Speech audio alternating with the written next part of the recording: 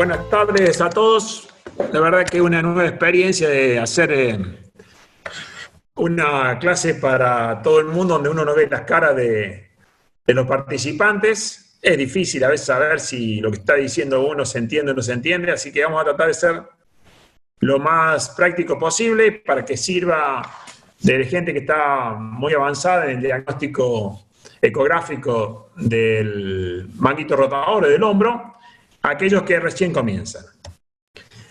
Dentro de las diferentes alternativas diagnósticas que tenemos, la ecografía, por su costo y por su facilidad, nos da un buen approach para muchísimas patologías y sobre todo como un estudio dinámico, hace que habitualmente tengamos una excelente resolución sobre todo el punto de la movilidad de las diferentes estructuras. Para evaluar un poquitito el hombro, tratamos de hacer una semiología para no olvidarnos de las diferentes estructuras. Habitualmente yo empiezo con la articulación acromioclavicular, corro el traductor para ver el manguito rotador y empiezo por los tendones, por el tendón del músculo supraespinoso. Posteriormente me vengo hacia adelante, veo el músculo subescapular y posteriormente voy hacia la parte posterior buscando el infraespinoso y el redondo. En un corte anatómico, habitualmente la articulación acromioclavicular es una articulación que se correlaciona muy bien con las dos superficies artroides y habitualmente tiene una cápsula articular y medio de sustentaciones que son dos ligamentos, en realidad son tres ligamentos, que son el córaco acromial y a su vez tenemos otros dos que son los que más estabilidad dan, que son el conoide y trapezoide. Lógicamente, cualquier patología que asienta de origen traumático, que es generalmente la que más visualizamos en esta región, puede estar asociada a lesiones de estos ligamentos. Y tenemos, aparte de la articulación, otra articulación por debajo, que es la articulación escapulohumeral, con un rodete glenoideo periférico que tiene una morfología auricular. Vemos muy bien lo que es en la porción superior el tendón largo del bíceps, el supraespinoso. Hacia la parte anterior vemos el músculo subescapular y hacia la parte posterior el infraespinoso y el redondo menor. Hay muchas formas de posicionar a los pacientes, pero a mí la que más satisfacción me da y que menos errores a veces cometo es tratando de realizar flexión del codo colocando la palma de la mano en la parte posterior del dorso. Esta que están viendo en esta diapositiva. Y de allí comienzo con el estudio de la articulación acromioclavicular y desciendo hacia la porción inferior, siguiendo al tendón del músculo infraespinoso. ¿Por qué habitualmente utilizo esta y no utilizo otra posición del paciente? Habitualmente hay gente que pone el hombro con la palma, con el dorso de la mano sobre la región dorsal, y esto me da que habitualmente se entrecrucen tanto el subescapular como el supraespinoso, y el intervalo de allí nos puede producir un anisotropismo. También podemos realizar cortes o realizar un abordaje tanto anterior como posterior en la misma situación, que también lo respeto y cada uno lo hace de la forma que más le quede cómodo. Comenzamos con la articulación acromioclavicular. Sin lugar a dudas que lo que vemos solamente es la superficie y las patologías que asientan sobre la misma, siempre y cuando uno pueda tener una ventana en la cual la articulación nos permita visualizar. El traductor yo lo pongo siempre por encima de la articulación y luego lo coloco en esa parte anterior y trato de ubicar justamente las dos superficies articulares, los tres elementos más importantes, tanto del acromión como el extremo distal de la clavícula, la cápsula articular, y deslizamos un poquitito hacia la parte lateral para ver el tendón del músculo supraespinoso. La cabeza del húmero generalmente se ve bastante bien, lo vamos a ver después con el tendón del músculo supraespinoso. Como están viendo en este pequeño esquema en el margen superior derecho de la pantalla, tratamos de ubicar morfológicamente y topográficamente a los ligamentos, tanto el córaco acromial como los córacos claviculares. Entonces, siempre realizamos un movimiento de lateral, como ustedes están viendo en este momento, así, siguiendo hacia la parte, digamos, oblicua, para ubicar esta estructura que es justamente la apófisis coracoide primeramente y empezar a inclinarlo al transductor para correlacionarlo con este ligamento que es el coraco-acromio. Esto es lo que se ve en la resonancia magnética, es mucho más fácil verlo con la resonancia magnética, pero con la ecografía también se puede llegar a ver. ¿Qué vamos a ver como patología generalmente en la articulación acromioclavicular? Vamos a ver lesiones agudas, sobre todo aquellas que comprometen la cápsula articular y las rupturas ligamentarias, y lesiones que son evolutivas o crónicas, en el cual uno puede ver fenómenos degenerativos artrósicos, derrame articular, osteoartritis o pinzamiento del espacio subacromial. La imagen que veían recién era una imagen normal en la cual las dos superficies se encontraban perfectamente alineadas, pero empezamos a ver alteraciones, por ejemplo, traumáticas.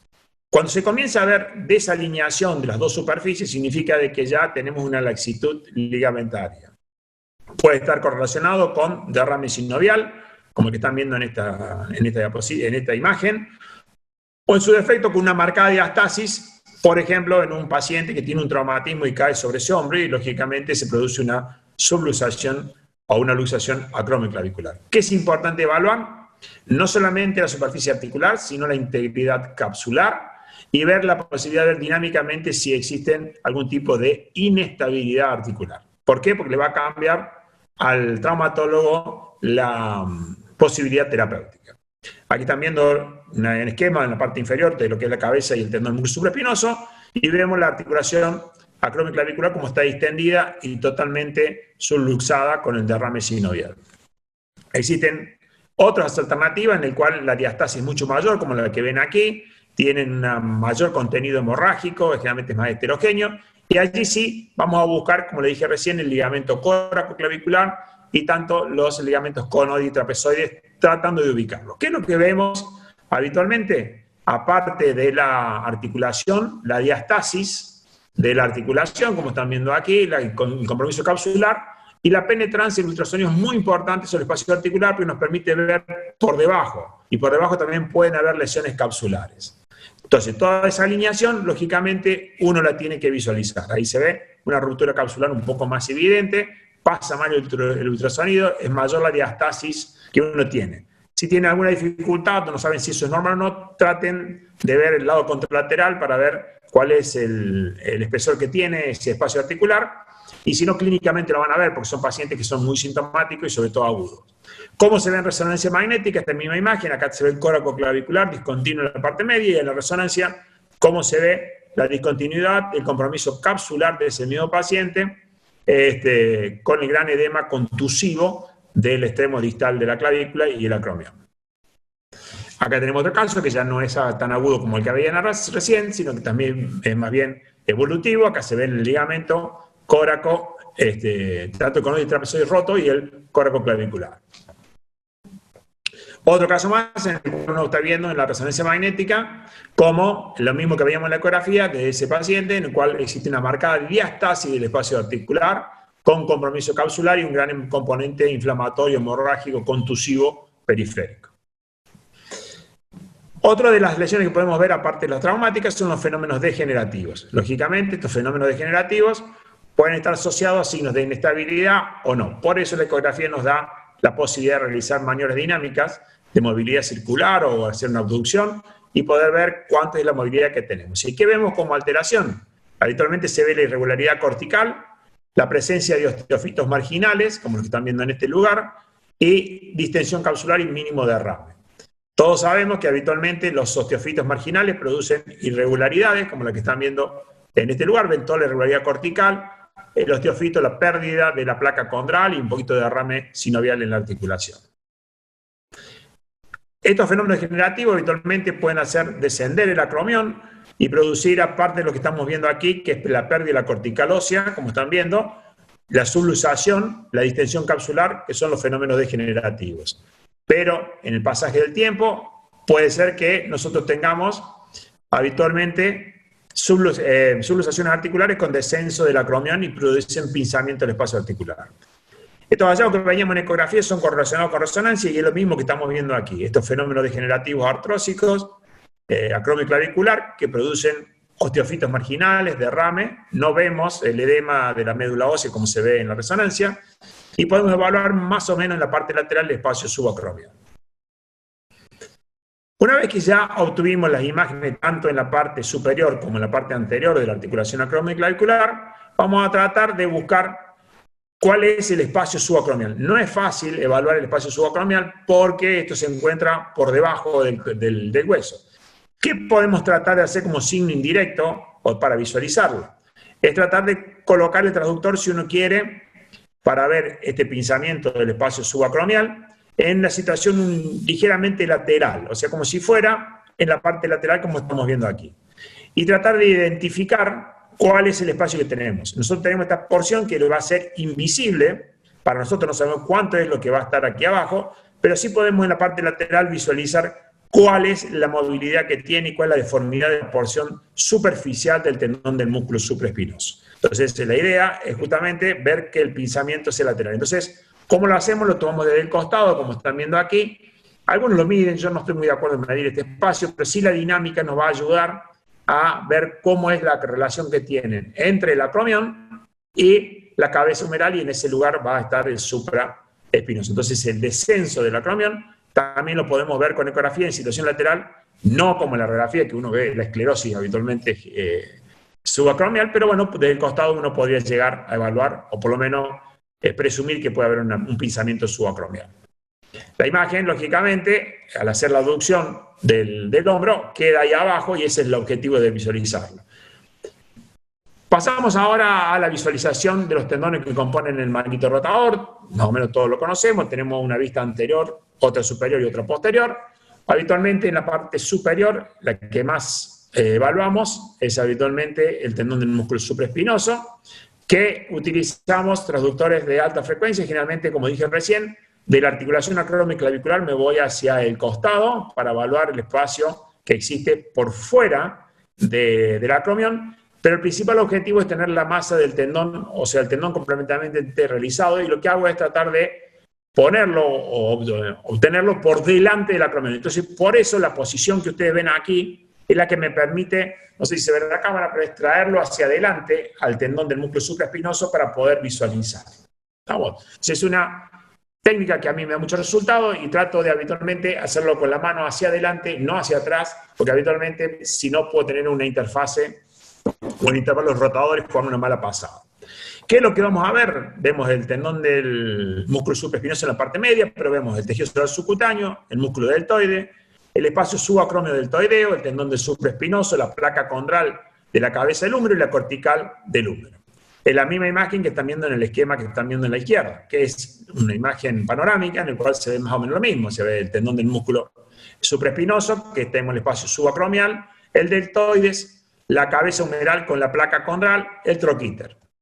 Esa misma imagen la que estamos viendo aquí, no tanto en panorámica, sino un corte directo, en el cual vemos la región dérmica, el tejido celular subcutáneo, el músculo deltoide, el espacio subacromio deltoideo, el tendón del músculo supraespinoso, la placa condral que recubre la superficie articular de la cabeza humeral y la cortical ósea. Entonces eso se ve perfectamente bien, todo paralelo, todo armónico, todo bien sincrónico. Como dije recién, tenemos dos lugares donde voy a visualizar el tendón. Uno es en la porción lateral, que solamente voy a visualizar esta región del tendón que está por fuera del acromión, y otra que es la parte central del tendón, y lo vamos a ver todo lo que es la unión miotendinosa, el tendón propiamente dicho y la inserción en el troquíter. ¿Estamos? Cualquier alteración desde el punto de vista morfológico que podemos verlo, se puede ver perfectamente bien. Alteraciones en el paralelismo miotendinoso también se pueden llegar a ver. Alguna discontinuidad de la superficie, derrame sinovial, focos osteocondrales o lesiones del tendón del músculo deltoides. Entonces, todo eso es lo que se puede llegar a ver en las dos situaciones. Vista lateral y vista por delante del acromión. Vamos entonces ahí a tratar de mostrar cómo uno va hacia la parte lateral con el transductor y cómo lo visualiza. Aquí vamos a ver el tendón propiamente dicho. Para eso utilizo una clasificación, trato de hacer todas las clasificaciones que utilizamos, hacer una correlación clínica, diagnóstico, pronóstico y tratamiento de cada una de las patologías. En el caso de las lesiones del tendón del músculo supraespinosos, la misma habitualmente puede ser que la lesión se encuentre en el interior del tendón, que habitualmente puede producir dolor. Generalmente no es que tiene un tratamiento quirúrgico, sino también es mucho más de rehabilitación. tiene un buen pronóstico en una primera fase. Las lesiones tipo 2 comprometen una de las dos superficies o son en su defecto tipo perforante a espesor completo, pero habitualmente son lesiones que tienen mucho más dolor, llevan mucho mayor rehabilitación. Habitualmente estas lesiones pueden ser de origen de tratamiento quirúrgico si son de lesión perforante o duele mucho o en su defecto el paciente no se rehabilita. En tanto que las lesiones tipo 3 es a espesor completo también, pero se encuentra la ruptura total de cualquiera de los tendones del tendón del músculo supraespinoso o del manguito rotador. En este caso, la retracción es muy importante y hay que evaluar dónde se encuentra para saber qué chance quirúrgica tengo. Si la retracción es mínima, puede haber una chance de una técnica quirúrgica diferente con arpones, que si la retracción del cabo proximal se encuentra por dentro de la interlínea articular, en el cual hay que ya utilizar otro tipo de cirugía o tenoplastias. Entonces, dijimos que hay los tres tipos de lesiones: intratendinosa, que compromete una superficie o perforante de espesor parcial, o a su defecto de espesor total, con ruptura total y retracción. Este es el corte de la parte superior y que veíamos en la ruptura que puede llegar a salir dentro del tendón, perforante, parcial perforante, como lo están viendo aquí, con un cambio fibrótico periférico, que son la tipo 2, y la tipo 3, en el cual uno puede ver que el tendón se ha retraído. Cuando la retracción del tendón se encuentra por dentro de la interlínea articular, ya muchas veces no tenemos la chance quirúrgica. Vamos a ver las lesiones o cómo se ven este tipo de lesiones a nivel en estudio ecográfico. Dijimos que teníamos el tejido celular subcutáneo, el músculo deltoides, y empezamos a ver imágenes hipodecogénicas en el interior del tendón con pérdida del paralelismo miotendinoso, y eso es justamente lo que nos da una lesión tipo 1. Estas lesiones a veces se pueden correlacionar con resonancia magnética, pero son difíciles a veces. ¿Por qué? Porque hay patologías que nos dan un engrosamiento notable del tendón con cambio de ecogenicidad en el interior, que son las mismas que estamos viendo de intensidad de señal en la resonancia magnética. Entonces, estas veces son difíciles de evaluar, sobre todo si los pacientes son un poco gorditos. Es más difícil, cuanto más nos alejamos del tendón, a veces es más difícil de visualizarlos. Pero este tipo de lesiones habitualmente son las tipo 1, que no comprometen la superficie, están en el interior del tendón y pueden llegar a ser poco visibles a veces en la ecografía. No son siempre tan visibles, sobre todo cuando tiene este patrón de aspecto inflamatorio con ruptura parcial intrasustancia, y que las mismas habitualmente tienen un compromiso, digamos, que es parcial sin de la superficie articular y no tenemos signos indirectos. Otro caso más de ruptura parcial, difícil de visualizar, con bastante derrame subacromial, se ve la heterogeneidad. Y después tenemos las lesiones tipo 2, en el cual son rupturas parciales. Aquí se ve perfectamente bien tejido celular subcutáneo, deltoides, derrame subacromial-deltoideo. Acá se ve la ruptura que compromete la superficie, la región superficial, que es una ruptura tipo 2, a espesor parcial, superficial, que es lo que están viendo aquí, asociado a un derrame subacromial-deltoideo. Siempre que ustedes encuentren al tendón a un derrame subacromial-deltoideo, traten de movilizarlo al derrame para que envuelva o bañe la región superficial del tendón del músculo supraespinoso, y vean imágenes como esta que están viendo aquí. Por ejemplo, este paciente tiene un derrame subacromial, uno va trayéndolo de adelante hacia atrás o de atrás hacia adelante, como ustedes quieran, al transductor, y encontramos justamente esto que les estoy mostrando aquí. ¿Ve? Una ruptura parcial a espesor que compromete la región superficial del tendón del músculo supraespinoso, una lesión tipo 2 con derrame subacromial. Otra lesión, que también es tipo 2, que habitualmente está en la parte profunda, como están viendo aquí, compromete las fibras profundas del tendón del músculo supraespinoso. Lesión parcial. Aquí estamos viendo una lesión perforante, espesor completo, en la que están viendo aquí que hay una discontinuidad, pero claro, en la porción distal, en la porción proximal, o digamos, en la porción superior e inferior, está indemne, por lo cual esta es una ruptura perforante. La ruptura habitualmente, cuando tiene líquido, es muy fácil de verla porque uno ve que el líquido va y viene y pivotea, y nos ayudamos con la presión del transductor para ver cuál es el movimiento y la perforación y cómo distribuimos el líquido en el interior del espacio subacromial-deltoideo. Entonces, esta es una ruptura perforante que se da espesor completo, que están viendo también. Y después tienen pequeñas rupturas. Esta es la correlación de esta ecografía que se ve perforante aquí, correlacionada con la resonancia magnética, que ahí está la ruptura perforante, y veíamos tendón por delante y por detrás, normal. Cuando las lesiones empiezan a ser ya evolutivas, comenzamos a producir ruptura tipo 3 y comienzan a producirse retracciones del tendón, como estamos viendo aquí, que empieza a perderse la convexidad de la porción superior y, lógicamente, cada vez que empezamos a ver cóncavo, o que se encuentra discontinuo el tendón y si se produce esa concavidad, ya tenemos que pensar que existe una ruptura total del tendón. ¿Estamos?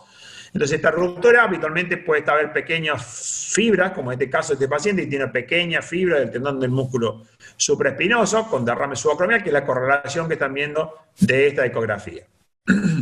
Otra ruptura total con mayor retracción, en este caso estamos midiendo un poquitito la retracción que tenemos, y la lógica dice que este tendón se va a ir retrayendo y atrofiando en la medida que va pasando el tiempo, y es importante a veces saber a dónde se encuentra el cabo proximal. Ahí lo que estamos tratando de hacer es ver cómo se va retrayendo el tendón.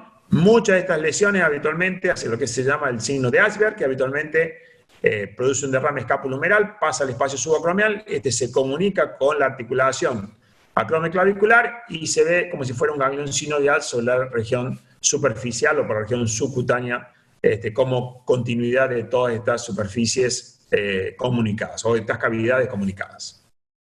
Acá veíamos entonces la diferencia entre una concavidad y una convexidad. Acá están viendo cóncavo, lógicamente signo de ruptura. Esta es la correlación entre esta ecografía y esta resonancia magnética, también una ruptura a espesor completo, una ruptura total del tendón que comienza la retracción, y lo que vemos una de esas es mucho menor en la ecografía que en la resonancia magnética, pero en realidad nosotros ya acá tenemos que el diagnóstico, aparte de los fenómenos degenerativos asociados. Por supuesto que no es si un paciente joven y tiene la chance quirúrgico, se tiene que relacionar con una resonancia magnética, pero en pacientes de edad que habitualmente no van a hacer de tratamiento quirúrgico o por lo menos van a hacer un intento con fisioterapia, lógicamente la ecografía es bastante evocadora de la lesión y se puede indicar un tratamiento.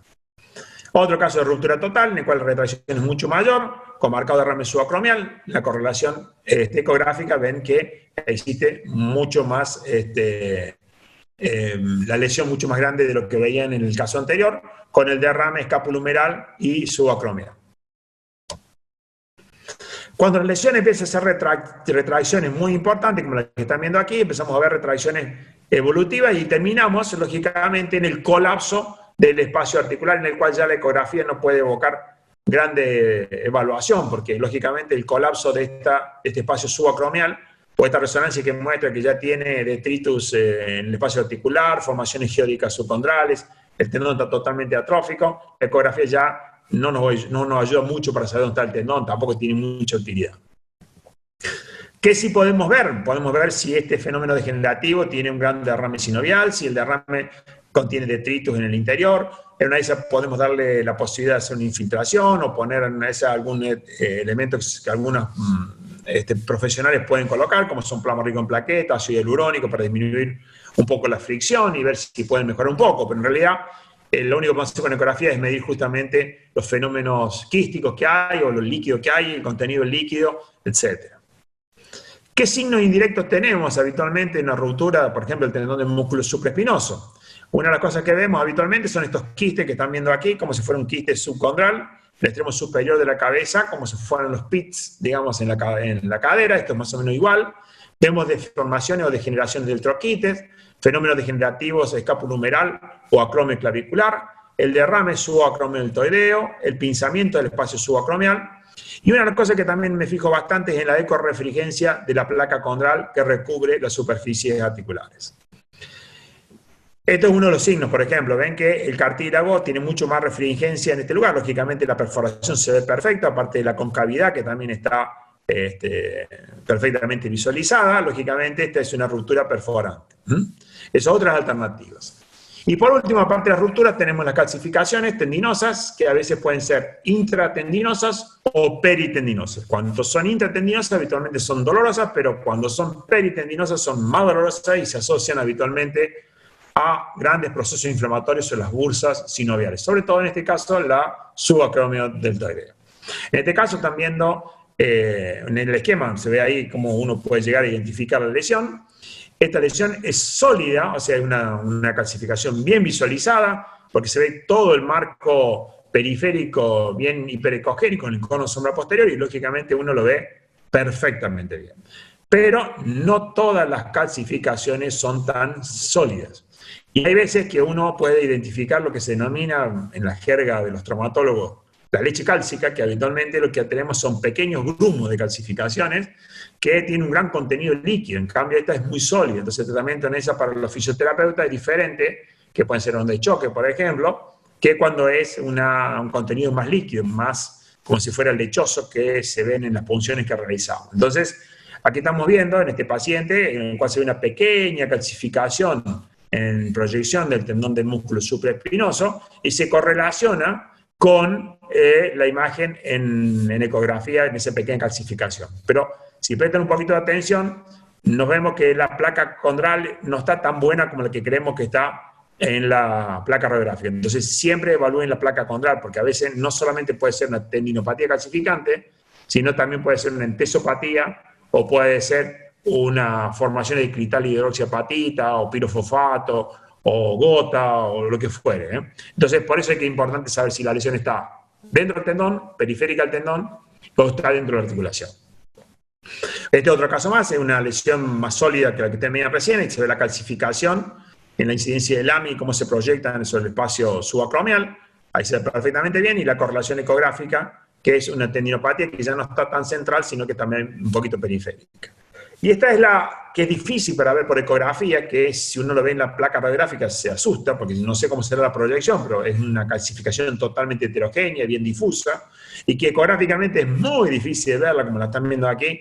Casi no tenemos visualización de la imagen del tendón, o sea, lo que vemos es la pérdida del paralelismo miotendinoso, y eso hace que habitualmente esa pérdida nos llame a nosotros la atención y veamos como esa imagen hiperecogénica en el interior, con un tendón notablemente engrosado. Entonces, esto es más difícil a veces de ver con ecografía. Otro caso más en el cual uno ve calcificación del tendón del músculo supraespinoso, mucho más dispersa, que son difíciles de ver por ecografía. Y acá está un poco la ecografía, las calcificaciones que yo les decía recién, que son peritendinosas y que producen gran proceso inflamatorio. Esta es una correlación de los tres métodos, la ecografía, como la que están viendo aquí, que se ve en el espacio subacromial-deltoideo, una imagen como si fuera cálcica, que la que están viendo aquí, que es esta misma. Si ustedes ven ya en el STIP tiene un gran proceso inflamatorio, con mucha hipertrofia sinovial, con imágenes de defecto. Esa imagen, lógicamente, es una calcificación peritendinosa. Y miren que la ecografía ya no estaba aportando la heterogeneidad del cartílago y la calcificación en el interior del tendón, que era bien periférica. Entonces, eso es otra cosa muy importante. Por ejemplo, esta puede ser de acceso quirúrgico, porque la parte más profunda del tendón, esa puede estar sana.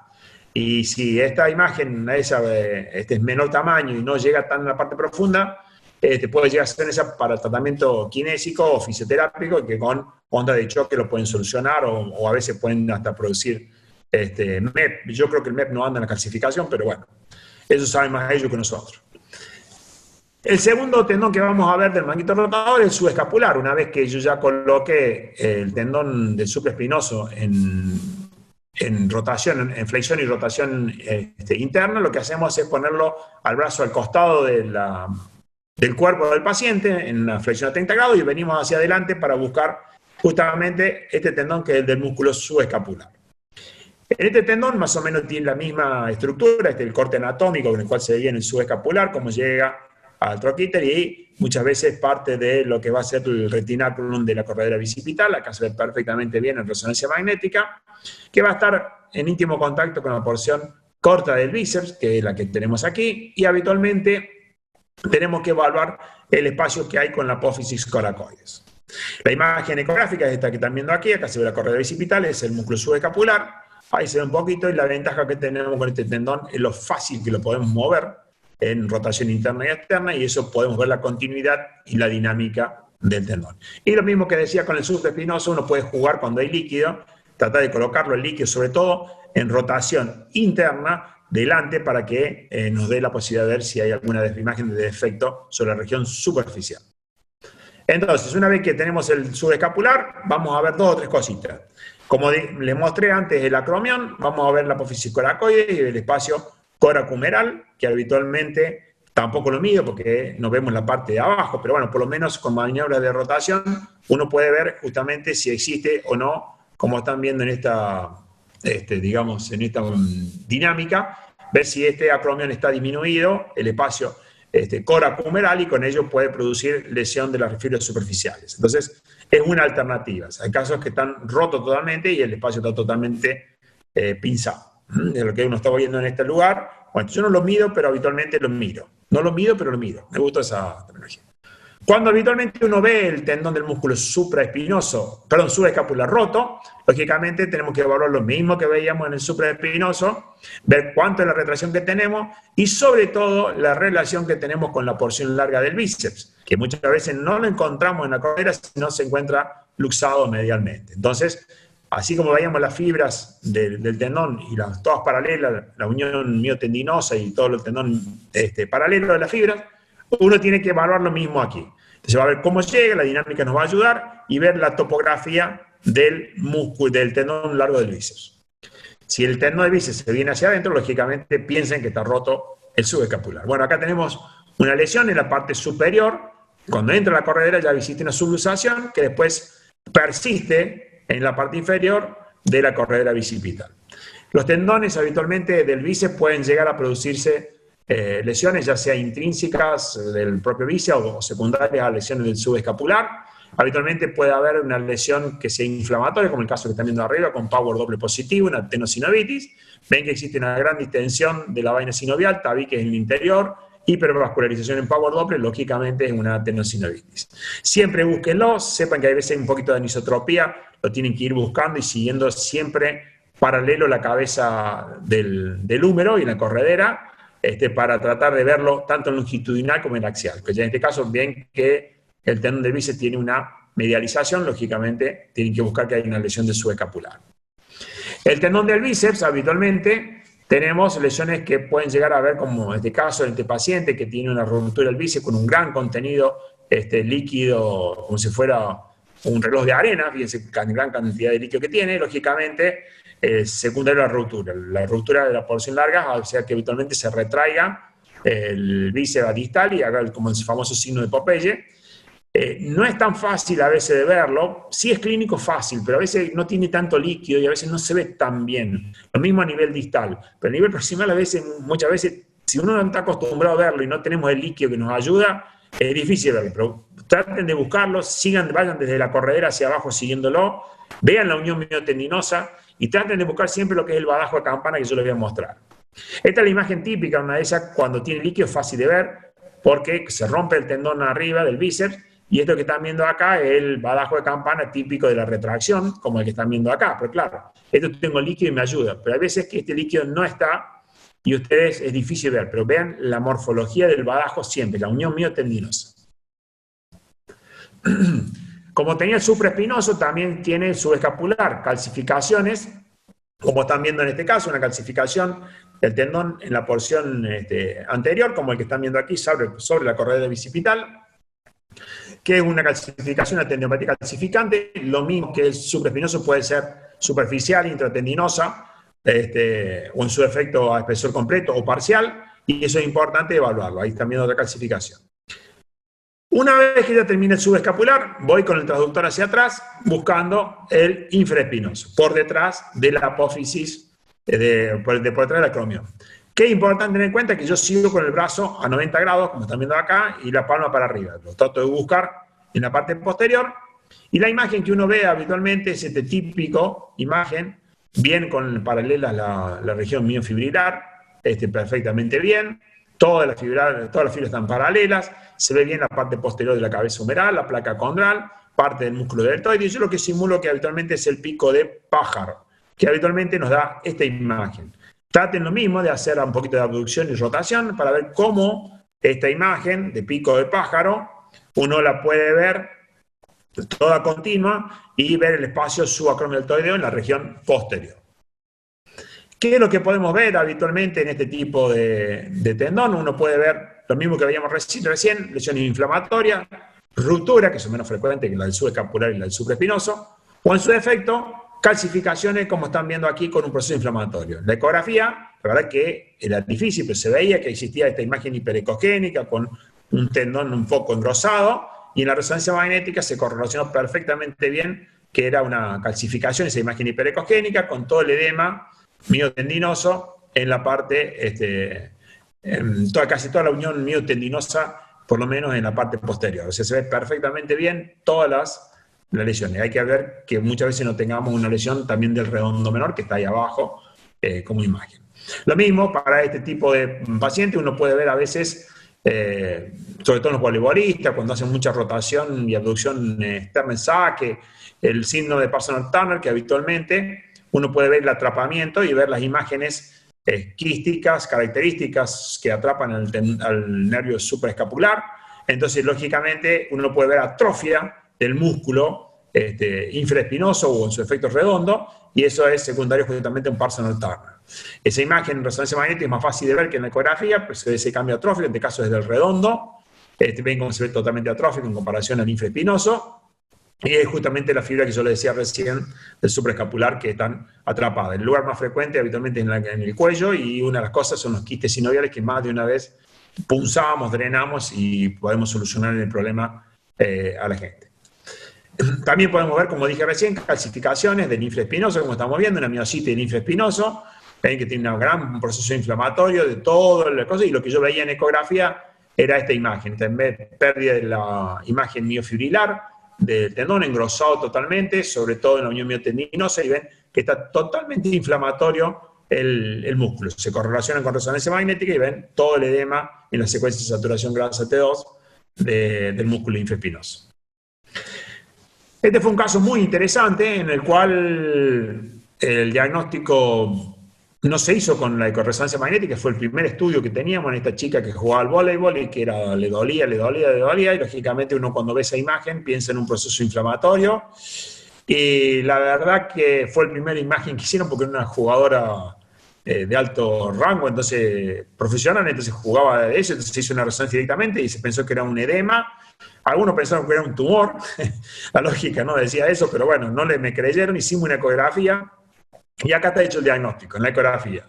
Si ustedes ven todas las fibras paralelas una a la otra, cómo se discontinúan, y una calcificación más bien distal de ese edema que veían allí. Lógicamente esto es una calcificación y lo más probable que sea una miositis osificante. Podemos tener otro diagnóstico, no digo que no, un condrosarcoma extraesquelético, pueden tener un sinovial sarcoma, que también se puede calcificar, pero la lógica decía que estas fibras que venían todas y se discontinuaban, podría ser no más ni menos que una miositis osificante. Esto se correlacionó con la imagen en radiografía, y efectivamente la primera radiografía que muestra esta imagen grande que se ve aquí como en catáfila de cebolla, que a los 5 o 6 años se reduce a este tamaño, lógicamente fue una miositis. Y yo el diagnóstico le creía más a la ecografía que a la resonancia, justamente por eso, porque la resonancia me estaba exagerando todo el edema. En cambio, la ecografía me estaba dando cómo las fibras estaban totalmente normales y discontinuaban en esa calcificación. Otra cosa que uno puede evaluar en este tipo de estudios en la ecografía son los procesos que uno puede llegar a ver a nivel del espacio subacromialtoideo y de origen sinovial. ¿Qué les puede aportar una vez a la ecografía diferente a los otros métodos? La dinámica, como dije recién, pero sobre todo la vascularización. Este es el caso de una sinovitis secundaria en artritis reumatoidea, que está totalmente comprometido el espacio subacromialtoideo y el tendón esmaquito rotador, y ustedes ven estas imágenes como vegetante en el interior, que es habitualmente lo que se denomina como a veces grano de arroz, y es justamente de la artritis reumatoidea la causa. Se ve muy bien el espesor y uno puede evaluar cuánto es el proceso inflamatorio del proceso sinovial. Cuánto la sinovial tiene, cuánto power Doppler tiene, y ver cuánto es el grado de inflamación. Inclusive lo puede seguir en el tratamiento con diferentes alternativas de tratamiento, a ver si eso se va disminuyendo o no. También podemos ver, como dije recién, el power Doppler, como decía recién, las vegetaciones que tiene, cuántos son los granos de arroz que tiene, cuánto es la extensión y la vascularización que tienen cada una de las regiones, si está comprometido el maquito rotador asociado. Este es otro caso. Vamos, coronavirus todavía. Este es otro caso en el cual se ve un engrosamiento totalmente muy importante del tendón del músculo supraespinoso. Se veía que estaba totalmente engrosado el tendón, y se ve con un gran proceso inflamatorio periférico y derrame subacromial-deltoideo, como lo que están viendo aquí, con power positivo. En la imagen de ecografía se informó como si fuera una tendinopatía inflamatoria con gran proceso sinovial y efectivamente se correlacionó con la resonancia. Y claro, la resonancia nos da una mejor identificación o los márgenes del tendón que con la ecografía, pero lógicamente la ecografía me da mucho mejor de información de lo que es el proceso sinovial, que aquí lo vemos hiperintenso, como si fuera un proceso inflamatorio, pero tenemos mejor definición sobre la ecografía y sobre todo el grado de vascularización que tenemos. También se pueden ver, cosa que en la resonancia no se puede ver, es el contenido del líquido y sobre todo cuando existen cristales, cristales ya sean hidroxiapatita, pirofosfato, secundario a gota, lo que fuere. Lógicamente lo que están viendo aquí son todos pequeños imágenes hiperecongénicas o hiperrefringentes, lo que ustedes quieran, que esa imagen justamente es típica de procesos de microcristales en el interior. Una vez que terminamos de haber visto tanto la región superior, anterior y posterior, y la articulación acromioclavicular, podemos pasar también un pequeño informe sobre lo que es la articulación escápulo-humeral. De adelante a veces es medio difícil verla, pero la escápulo-humeral yo habitualmente lo hago por vía posterior. Sobre todo cuando hago intervencionismo, sobre todo las articulaciones que tengo que inyectar, ya sea ácido hialurónico, plasma rico en plaqueta, lo hago por atrás, porque es mucho más fácil que por adelante. Entonces, con guía ecográfica. Y lo mismo para las artros, las que hacen artrografía y no tienen con radioscopía o no tienen rayos, habitualmente también lo pueden hacer con un abordaje posterior. ¿Y qué es lo que obtenemos o qué es lo que vemos? Vemos el tejido celular subcutáneo, parte del músculo deltoides, y aquí empezamos a buscar la cabeza del húmero y la cavidad glenoidea, y ahí es allí donde hacemos el intervencionismo. Y hay dos aplicaciones que le doy aparte del intervencionismo.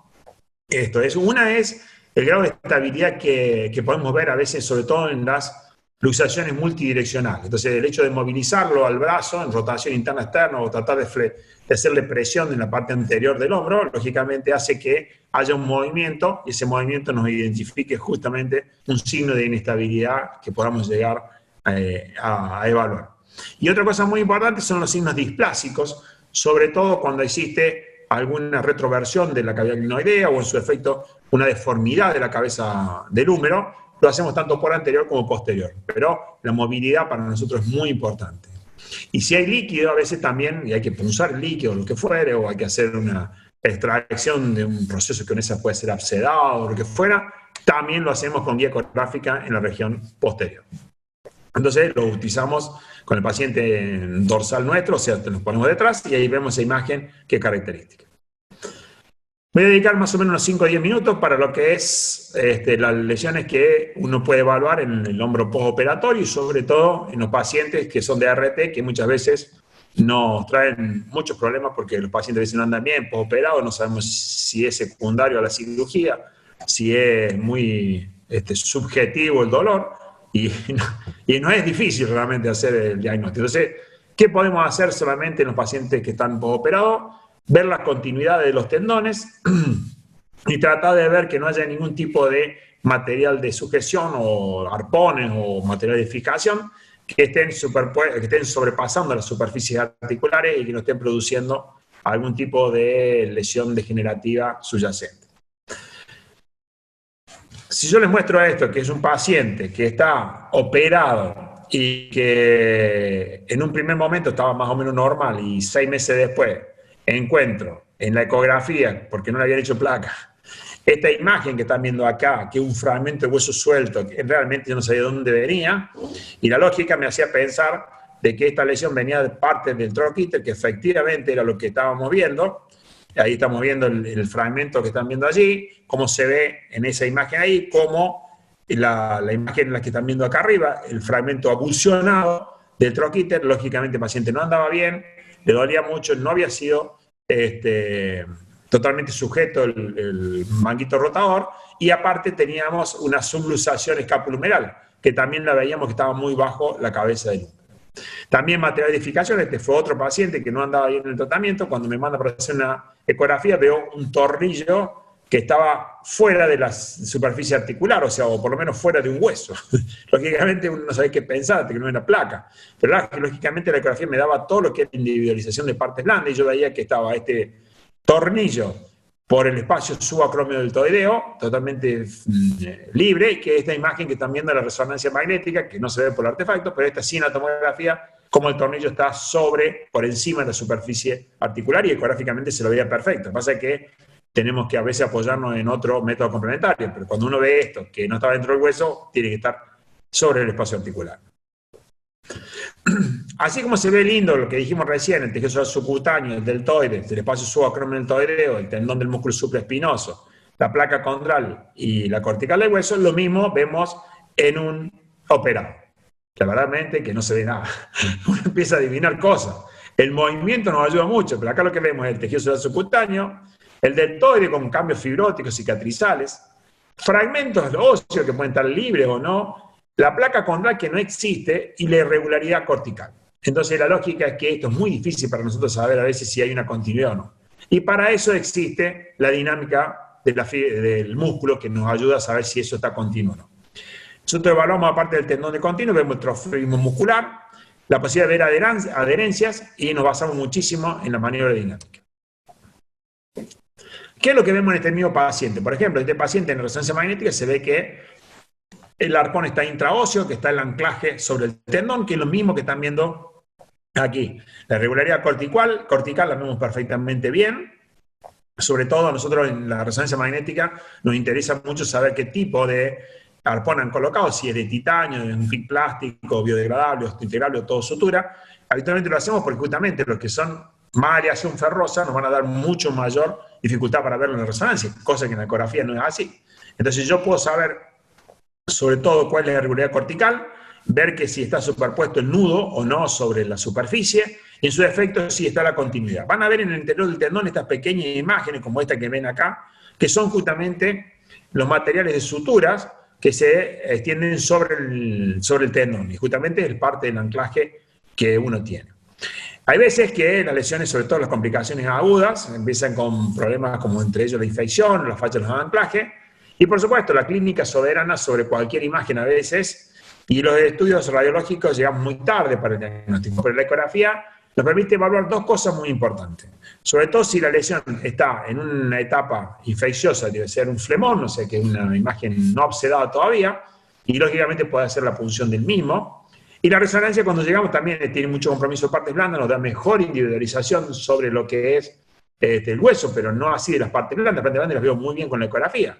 Y en la colección, por ejemplo, de este paciente que tengo en el espacio subacromial-deltoideo, veo que tiene un contenido fácil de poder ser aspirado, no tiene una etapa flegmonosa, sino que más bien está obsedado. Este es otro caso en el cual está una complicación postquirúrgica y una infección.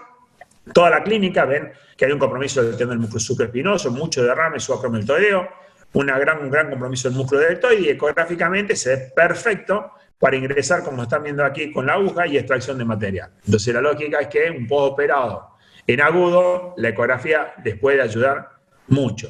Vamos a ver muy bien lo que es las artritis, vamos a ver las miositis, en tanto que la resonancia nos va a ayudar mucho sobre lo que es el componente óseo, o sea, una osteomielitis que puede estar asociada. Entonces, con la ecografía sacamos las dos primeras partes o las dos primeras dudas. ¿Qué vemos también en los hallazgos postquirúrgicos? Uno va a empezar a ver este tipo de cosas, que la irregularidad de la placa condral, como ven aquí, es diferente al quiste de hiperpresión en la cápsula que están viendo a la derecha. O sea, esto es una irregularidad, ven pequeños fragmentos óseos, inclusive pueden ver hasta el arpón que sí está sobrepuesto y el nudo, que es el material de sutura, ¿ven? En este caso lo que estamos viendo es el nudo del material de sutura en el tendón mantiene su continuidad y la movilidad debe estar conservada, pero ustedes ven en algunos lugares justamente el material de sutura. El arpón está dentro del hueso, si no está sobrepasando la superficie, no nos interesa. Pero si está adentro, no lo vamos a ver. Este es otro caso más de varios arpones, tiene una doble línea de arpones, en el cual ven cómo está la irregularidad cortical, parte de lo que es la sutura, y pueden ver pequeños fragmentos óseos en el interior. Casi la mayoría de los tendones están totalmente engrosados, como este que están viendo aquí, con los materiales de sutura y cómo se ve la sutura intratendinosa, y eso es muy importante para evaluar la continuidad del mismo. Aquí se ve en la parte inferior cómo hay una pequeña sutura que está libre. La ven ahí abajo cómo está libre. Esta está dentro del tendón y esta está libre. Lógicamente esa se desprendió parcialmente, la sutura no fue hecha sobre el tendón propiamente dicho, sino se ha hecho sobre la superficie, y esto también se puede a veces informar. Otro caso más de suturas del tendón o dentro del tendón. Otro caso más de sutura dentro del tendón. O sea, eso lo podemos evaluar perfectamente bien y ver las discontinuidades parciales. Entonces vemos continuidad, anclaje, sutura, derrame y dinámica. Son las cosas que habitualmente les voy a hacer hincapié cuando traten de ver un hombro postoperado, que es difícil. Otro caso más, en el caso de este paciente, tenía una sutura en el tendón del músculo supraespinoso y tenía una tenotomía del bíceps. Eso es importante a veces porque lo suturan al bíceps o lo anclan al bíceps en la correa bicipital, justamente para producir la descompresión por encima de la cabeza humeral, y eso lógicamente se puede ver con ecografía. Y sabemos que existe, por eso lo tenemos que identificar. Y muchas veces se ve la ruptura del mismo tendón. También vemos en resonancia magnética pacientes que no vemos absolutamente nada por el artefacto ferromagnético y se ve bastante bien en ecografía, o vemos la continuidad del tendón. En este caso, si ustedes ven, el tendón casi no se ve, la continuidad es casi nula, lógicamente una ruptura postquirúrgica. Otro caso más de un paciente que viene en una primera instancia, se hace una ecografía, se ve el tendón que estaba continuo y miren como 3 meses después cómo se hizo una subluxación escapulohumeral. Esto no lo tenía, esto no se olviden que viene a la ecografía. Yo cuando veo que esto no me coincide, le hago una placa porque yo creo que hay una subluxación, pero no puedo informar a veces una ecografía que hay una subluxación, porque esa madre de uno no me va a creer. Entonces, lógicamente, tengo que buscar un hecho más concreto como es la radiografía. Pero esto se ve perfectamente bien, el hecho de sospecharla, ver cómo la cabeza del húmero ha descendido, la continuidad de los tendones ya es parcial, ve un desprendimiento parte en el troquíter de los tendones. Y en el caso de los arpones, como veía yo, cuando hay mucho artefacto y hay pequeñas imágenes que están sobrepuestas, es otro problema más porque a veces uno cree que está el arpón ahí superpuesto y no lo está. Entonces a veces hay que tener cuidado porque los nudos suelen darnos a veces un tipo de artefacto. Y por último, para terminar los 50 minutos que me dieron, me faltan 2 minutos, vamos a hablar de 2 o 3 casos. Este fue un caso de hace unos días en el cual me sorprendió notablemente. Un chico que tiene en noviembre del 2019 esta lesión, que fue hecho como diagnóstico de un sarcoma de partes blandas, y lógicamente yo le hago la ecografía el 3 de marzo, en el cual uno ve que existe un componente hemático, así como si fuera un hematoma. Después empezó a hacer fisioterapia y ese tipo de cosas. La verdad que yo pensé que era todo esto hemorrágico y tenía una imagen vegetante acá que no le di importancia, soy sincero. Yo pensé que esto era un hematoma y que eran detritos y que eran parte de fibrosis, y me llega en marzo el 16. Si ustedes ven entre el 3 y el 16, ven que hay una lesión sólida, hipervascularizada, que yo no lo podía creer cómo puede haber crecido tanto. Esta es la imagen ya el 16 de marzo, y esta es la resonancia magnética mostrando un tumor totalmente agresivo que efectivamente fue un sarcoma de partes blandas. Lógicamente me sorprendió porque realmente de noviembre a marzo, el 3 de marzo y al 16, cómo creció esto, no lo podía creer. Así que por la duda les muestro algo que por ahí me sorprende. Este es otro caso más de una secuela de cirugía de un condrosarcoma de escápula. Se hace la resección de la escápula parcial. Y esta imagen que están viendo acá en tomografía es la resección que yo estoy mostrando acá, y esta es la de topografía de la lesión, que realmente en partes blandas no se ve nada. En resonancia magnética se ve acá como imágenes pseudoquísticas que realzan un poquito de gadolinio en forma periférica. Fue informado como una recidiva de tumor. Y aquí se ven también un polio lobulado, parcialmente abicado, pero la ecografía en algunas cosas es mejor, y sobre todo cuando hay compromiso tisular. Lógicamente yo no veía nada sólido, no veía como si fuera más bien detrito líquido en ese lugar. Por supuesto que puncé y saqué líquido sinovial.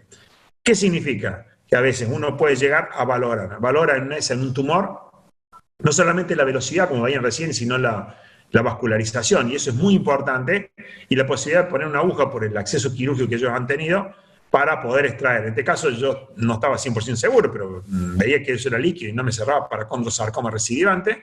La lógica es que pusamos la aguja y sacamos todo el quiste, evacuamos todo y solucionamos el problema. Y por último, otro tumor también que es interesante, es un tumor en el cual uno no va a hacer anatomía patológica por ecografía, pero sí nos podemos ayudar, sobre todo con el tipo de vascularización, como decía recién. Es un caso en el cual una resonancia magnética mostró esta imagen discretamente hizo intensa en T1, que realzaba con gadolinio notablemente, y como en la ecografía efectivamente tiene un gran realce luego de la inyección de Power Doppler. En la elastografía, la verdad que nos daba más bien para una lesión benigna que era compresible, así que se retrajo y justamente fue una malformación. Una cosa rara también, pero la ecografía en eso nos ayuda bastante.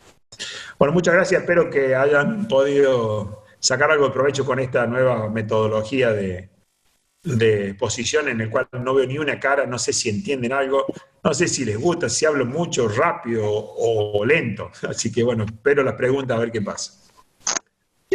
Tenés ya algunas preguntas y la primera es, ¿cuánto mide más o menos el espacio subacrosubdeltoideo normal?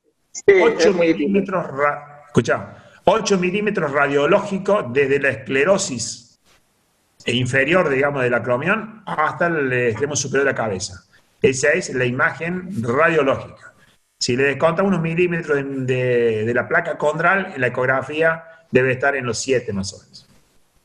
Bien, después tenés otra pregunta que dice, buenas noches, para realizar el diagnóstico ecográfico de pintamiento subcromial, ¿qué maniobras suele utilizar? ¿Cuáles tienen mayor sensibilidad?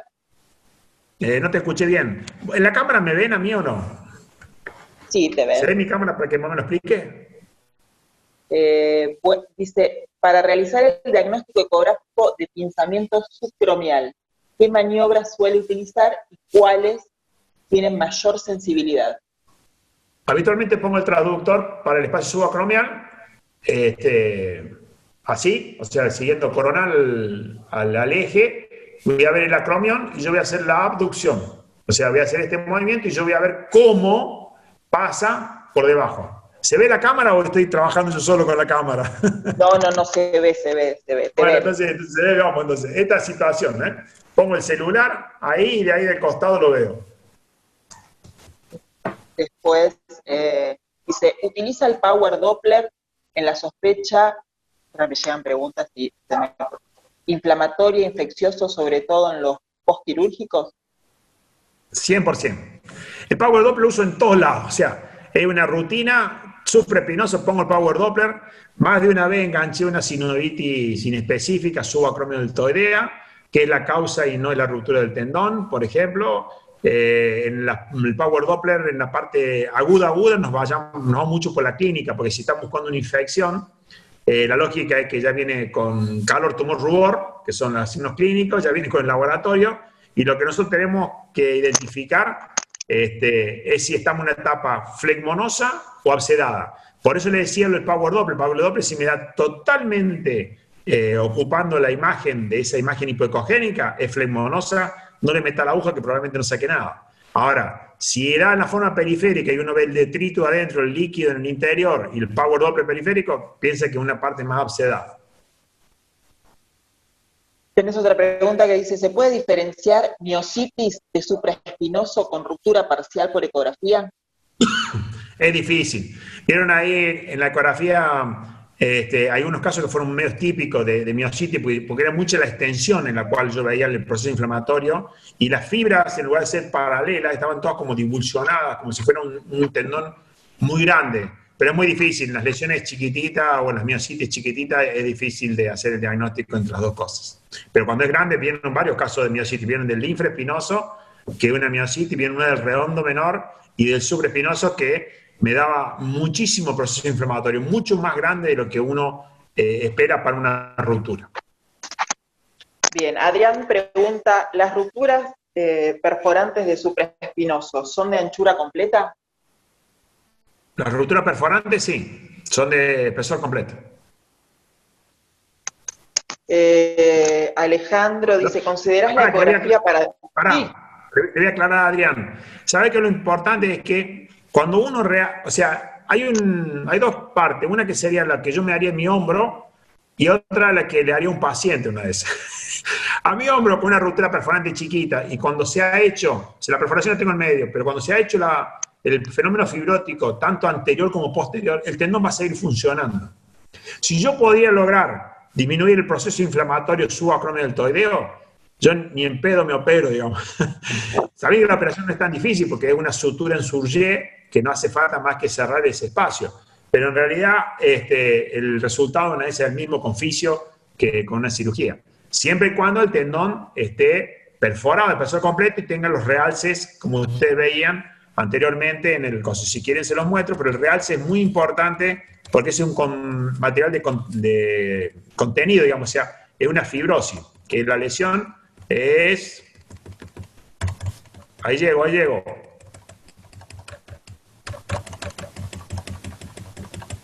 Esta. Es la tipo 2, esa que ven que tiene un realce periférico, toda esa fibrosis que tiene, esa es la que yo digo que a veces es una tipo 2 porque no hace falta operar. En cambio, la tipo 3, si yo no tengo mucha atrofia muscular, es quirúrgica. Bien, hay varias preguntas. Dice, siempre que el tendón de la porción larga del bíceps está subluxado, ¿hay patología del supraescapular?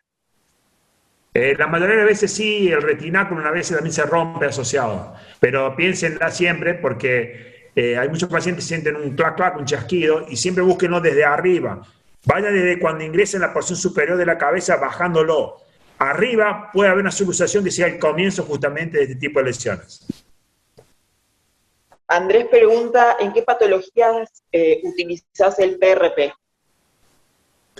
Bueno, ahí hay una discordancia en mucho, porque he hecho mucho intervencionismo y he hecho muchas macanas y fui mejorando en la medida que yo creo que todavía no estoy totalmente 100%. Al principio hay mucha gente que hace PRP y no sabemos ni si el paciente tiene una enfermedad autoinmune, si las plaquetas son ricas, no las contamos, nada. Entonces habitualmente era medio difícil ver que realmente qué paciente se puede usar correctamente.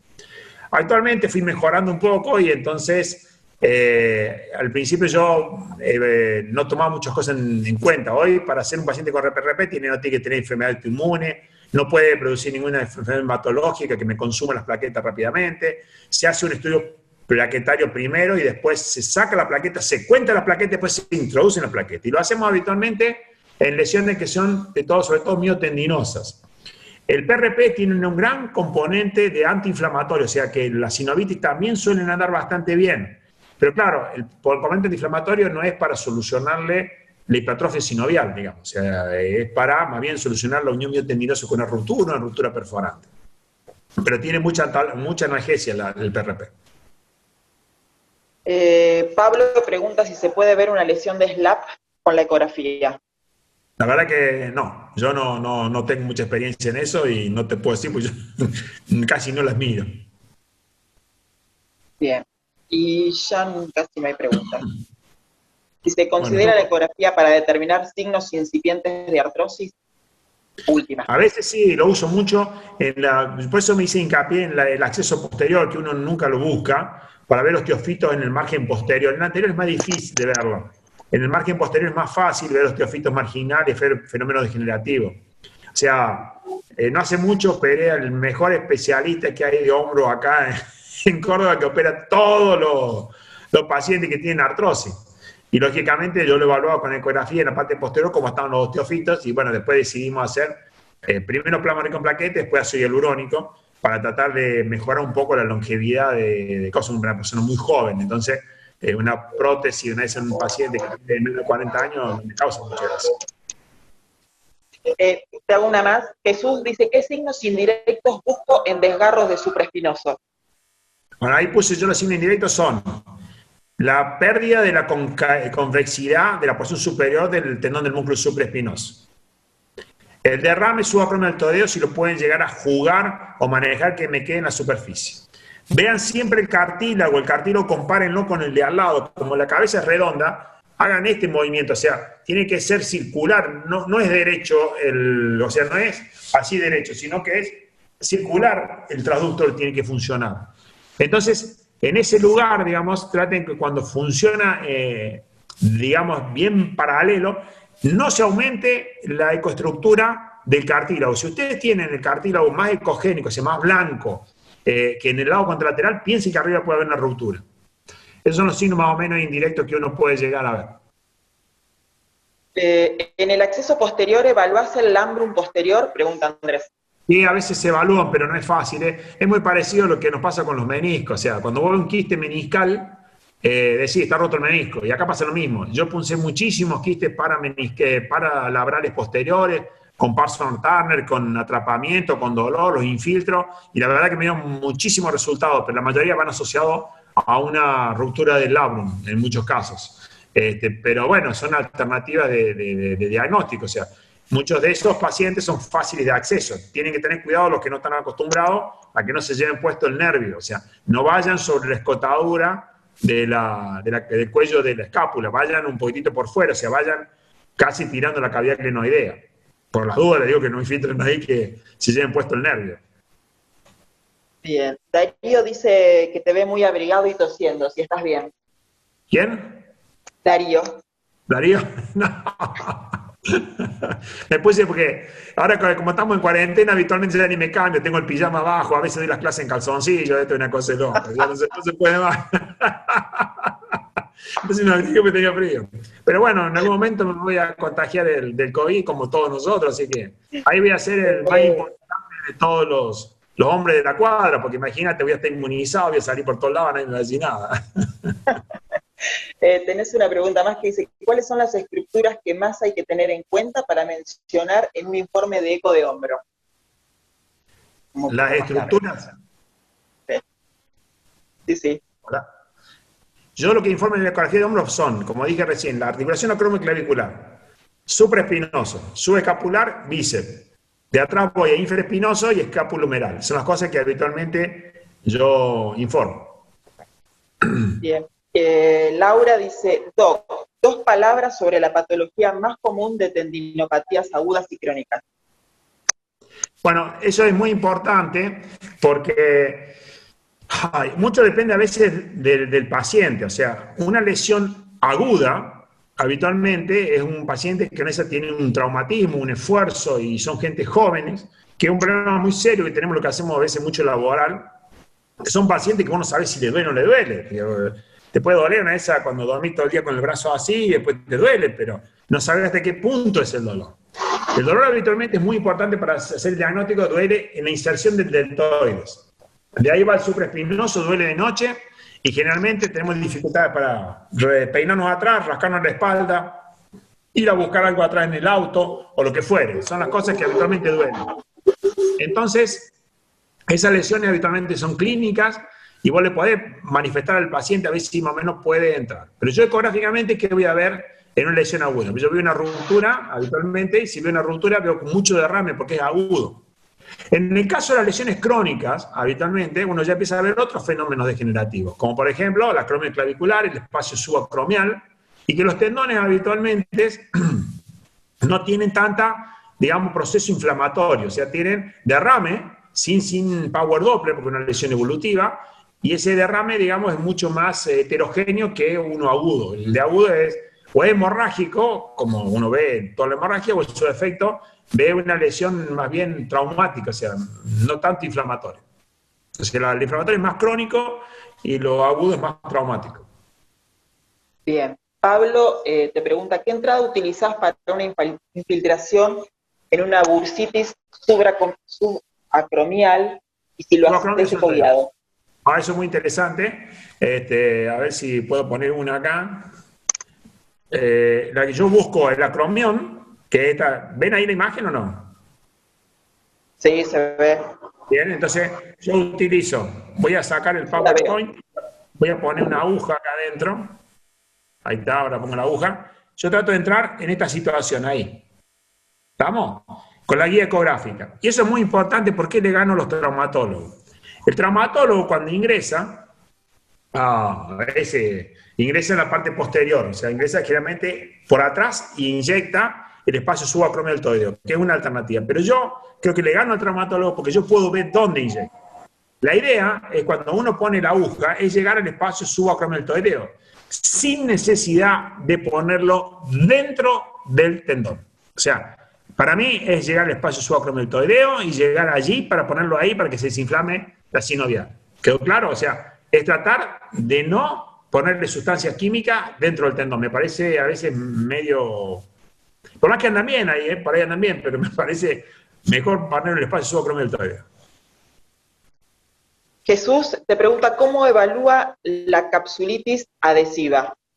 Imposible por ecografía, se hace por artrografía y lo hacemos habitualmente por una artrografía ya lo hacemos el diagnóstico.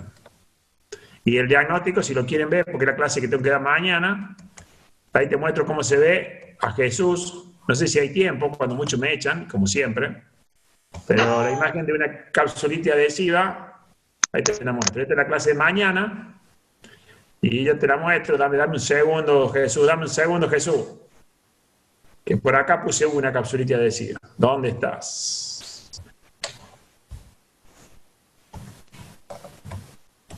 En lugar, por ejemplo, esta es una artrografía en la cual, si ustedes ven, se va para todos lados el líquido. Está rota la cápsula. A ver si tengo la capsulitis adhesiva acá arriba. Ahí está. Esa es la capsulitis adhesiva. Cuando inyectas dentro de la articulación, no se distiende la articulación, cuesta un montón hacer la distensión de la cosa, y muchas veces cuando le hace un poquito de presión, lo soluciona el problema porque se la distende un poco y le hace un favor al paciente, sobre todo si le pone un poquito de silocaína o un corticoide adentro. Pero la idea es, justamente es clínico, si vos cuando estás inyectando te cuesta un montón y refluye, vos vas a poner la jeringa y te vuelve continuamente, como si fuera el signo del globo, yo digo. Ivonne pregunta, ¿a dónde vas a hablar mañana? ¿Dónde te pueden linkear? Mañana hay un foro, no sé, de los traumatólogos que hacen hombro, codo y muñeca, y estoy hablando más de resonancia que de ecografía. Pero no sé bien dónde es. Decirle que te deje la dirección del mail y le mandamos después, no sé, no tengo ni idea. Ok. ¿Qué corticoides usa para infiltrar? Pregunta Fernando. Habitualmente, lo mejor es el acetato de metilprednisolona, los que son de Buenos Aires, que hay mucha gente que no sé qué puede estar de Buenos Aires. Habitualmente se compraba en la farmacia, en la droguería Pichincha, no me acuerdo. Que es muy difícil de conseguirlo y transportarlo al interior. Yo uso el el Cortero Retar, la marca comercial, y si no, el acetato de metilprednisolona es lo más indicado porque nos da mayor tiempo. Y Giovanni te pregunta, el paciente de hombro doloroso que tiene poca movilidad, ¿cómo hacer el abordaje para el diagnóstico? Es difícil ese paciente porque no lo podés enganchar. Y ahí hay una técnica que me voy a poner un poquito para atrás. El paciente, cuando uno le trata de hacer este movimiento, o sea, así, no lo puede hacer. Entonces, como yo no puedo traer para adelante el supraespinoso, ¿tá? Porque no lo puedo traer, yo lo traigo así el supraespinoso adelante. Entonces, ¿qué hago? Le hago flexionar el brazo, para que baje un poquito la cámara. Ahí está. Hago flexionar un poquito el brazo y va hasta donde puede, o sea, hasta donde llegue. Porque es cierto, este movimiento no lo hace a veces, tampoco, para arriba no. Entonces, lo flexiono y lo pongo hasta donde va, hasta donde llegue para poder visualizar. Eso es cancha, digamos. O sea, no es algo tener otra técnica mejor, pero es la mejor que me da a mí ese paciente que no puede mover el brazo y está totalmente congelado. Bueno, Silvia, esa fue la última pregunta. Muchísimas gracias por la charla. Excelente. Muchos mensajes agradeciendo tu charla y diciendo que sos siempre muy claro. Así que esperamos una próxima para más adelante. Gracias. Espero que pasen buenas noches y buen fin de semana. Y que igual para vos. El COVID para todos nosotros, porque esto es nuevo, muchachos. Bueno, brindemos con Fernet. Exactamente, yo iba a traer el Fernet, pero me dio vergüenza, te voy a ser sincero.